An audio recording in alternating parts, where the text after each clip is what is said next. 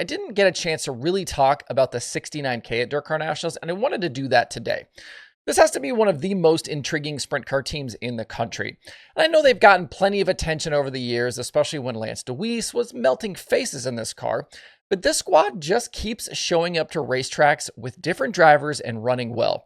2 of the 4 nights at Volusia, they had issues, but there's no reason to believe that if they don't get a flat and have those mechanical gremlins on Saturday, that they don't leave with at least 4 top 5 finishes.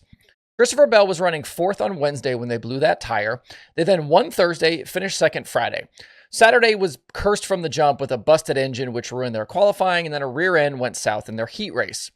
This team has won races in the last year now with 3 different drivers and got Bell back to an outlaw victory lane for the first time since 2019 after he sat out from sprint car racing for basically 2 years. Early in January, I sat in on an episode of the Drivers Project podcast, and we talked a bit about Bell getting in this car, and Sam Haverteep had some interesting comments about the situation. He talked about Darren Pittman saying how well that car drove after racing it at the Grove, and Haverteep got into how good of a combination it would be to have Bell drive for this team. Those comments from Haverteep just came ringing back into my head watching Bell win that race. The 69K doesn't race that often, something like 40-ish shows last year. Logan Wagner drove it 28 times, mostly at Port Royal, and won 5 races.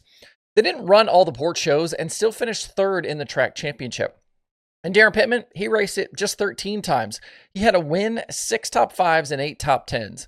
In there was an impressive showing at the Knoxville Nationals, running well on the prelim night, making the main event, top 5s against the Outlaws, and 2 second-place finishes to close the season at the Texas Motor Speedway dirt track against High Limit.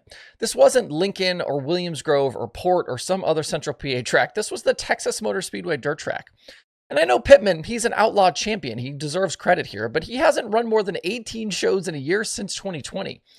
This isn't a team, the 69K, with a big budget. They don't have a big brand new truck and trailer, and they don't have big time sponsors.